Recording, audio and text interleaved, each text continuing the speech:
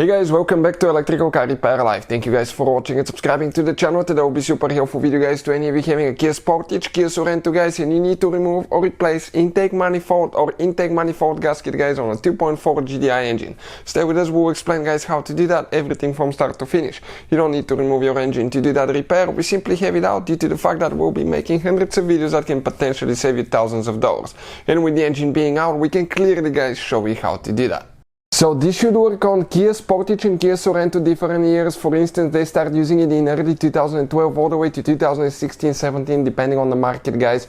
That's a 2.4 GDI engine. So before we start, let me introduce you to the channel. Every single car we get at the garage guys, we take them completely apart and we make at least 200 to 300 free repair videos.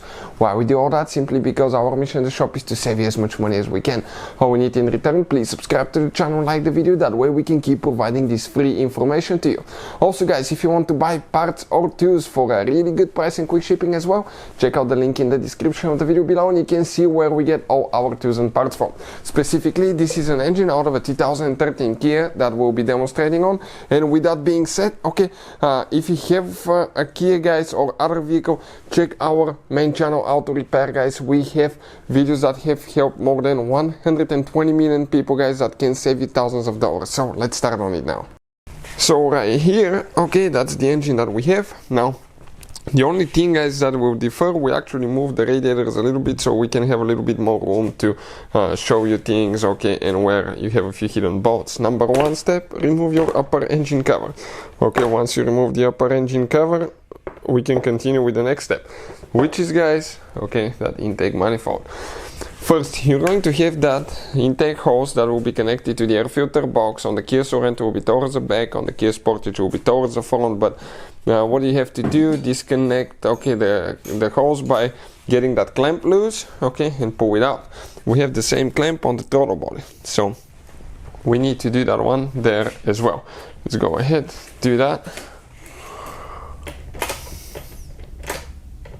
10mm socket, we just get the hose clamp loose. Right here, you need to disconnect that hose as well. There is one clamp, go ahead, grab it, pull it out, perfect. Next step guys, we need to get a 10mm socket. We need to remove, okay, these 3 bolts here for the wiring harness, okay, and right here, okay, before we do that, let's explain now. We can go ahead and remove the throttle body, okay, from the intake manifold, because if you remove the hoses you have coolant, which means that you have to drain the cooling system. So what we will recommend, unless your cooling system is drained, go ahead and remove the throttle body from the intake manifold. So 4 screws attach the throttle body to the intake manifold guys. That way we don't need to disconnect the hoses for the coolant. Okay, and now we can grab it. Okay, careful, those screws will fall. The wire, okay, is the one that's in the way, but that's fine, we can just leave it like that. Okay, perfect. You can see this is inlet outlet hose here, 2 coolant hoses. Now, okay, that's free. What else we got here now guys? Let's go ahead and remove, okay, these 3 bolts here on top. That way we can release that wiring harness. Now you have an opportunity not to remove the bolts, so all we can do is push that tooth out and lift up and you can disconnect the wiring harness that way if you want to. If you're afraid you're going to break it, you can just go ahead and remove them here with a 10mm. There is one wire that goes to the exhaust variable timing solenoid, so go ahead and remove that one. Perfect. Okay, it's going to come this way now, and we have one for the intake variable timing solenoid here, so pull that one as well. Right here guys, okay, we'll have one, okay, one mount with 2 bolts that we need to remove with 10mm socket again. So let's go ahead, do that one now.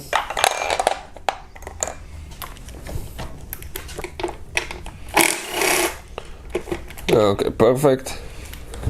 Now we have one more. Great. And I think this is for the knock sensor.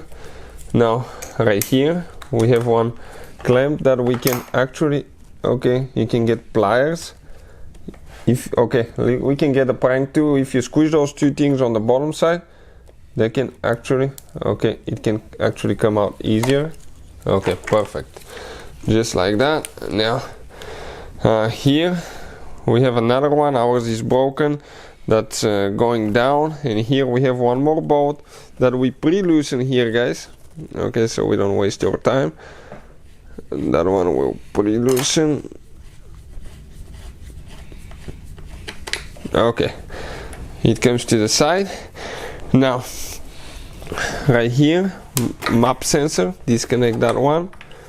Okay, let's disconnect the, okay, the intake camshaft position sensor, so we have all that room. Here you will need to disconnect two hoses, one here from the, over here, we can do it from right here. This is vacuum line, okay, and one underneath here for the purge control valve.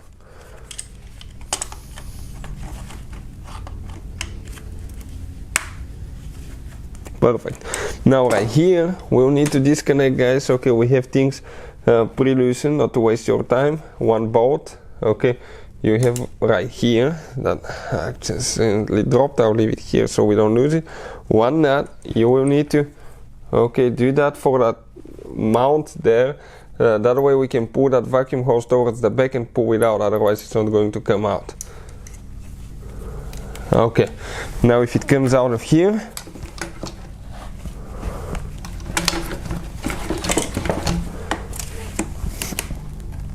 okay,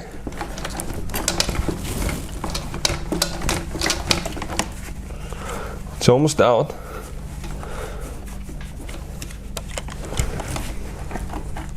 Okay, that one came out. Now the purge control valve hose needs to come out as well. Okay, perfect. Now let's see what else we got.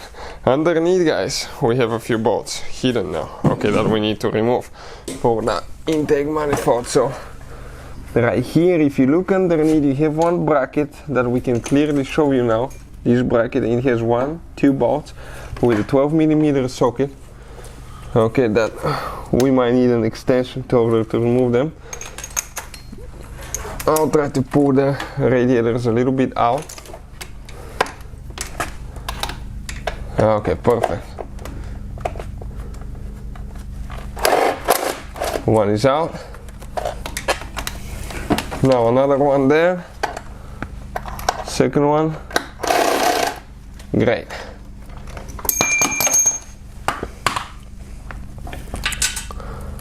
Alright, we'll get the socket in a second. Now let's see right here. Okay, I'm going to grab the socket. We should be clear now. What do we need to do now, guys? Let's remove the bolts first on the bottom. Okay, we have one bolt in the corner there.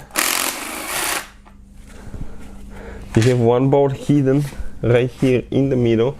So, okay, if I get the light in, I can actually see it.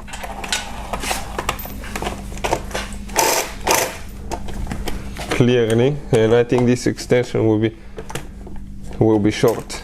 Yep, we need to get a little bit longer extension. This one will not fit there. So let's see now. You just straight right there. The bolt may not come out. That's fine. We have one more bolt. Okay, right there in the corner. Perfect. This one I will be able to pull out. It's very important not to drop anything in your valves when you remove it. We need to pull the dipstick out. Okay. Great. And we have two nuts on top now. One, two. At that point, we probably should not have almost anything holding here. Okay, right there. The wire for the intake runner solenoid, disconnect that one. Okay, now that nut, I got stuck there.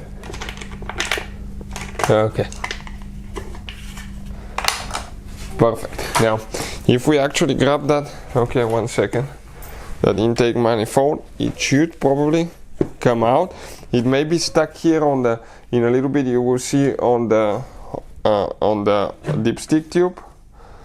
Okay, and we need to disconnect the Pcv valve. Just come in an angle. Okay, comes out, and oh, careful that bolt not to fall inside. There's a bolt in the middle, and it fell in the intake manifold. We need to put it sideways. Okay, right there. Now the gasket, guys, itself, if you need to, every time you remove the intake manifold, it's recommended to put a new gasket because they flattened. You just grab that gasket, guys. Okay, we need to, let's get a screwdriver or something, so we can show you guys how to remove it. But that it's a little bit stuck. I'll hold it here. It's time to replace all the vacuum lines, in my opinion, if you have a higher mileage car, because those here can crack, and you can see you don't even know about those things. So now go ahead, remove the intake manifold gasket, clean everything really good, and you can install the new one. We'll put the links in the description of the video below, where you can get all the gaskets and all that stuff, all the tools that we used. But you can see that's how we guys remove the intake manifold, and that's how we replace the intake manifold gasket. Hopefully the video will be helpful. Thank you for watching, and see you next time.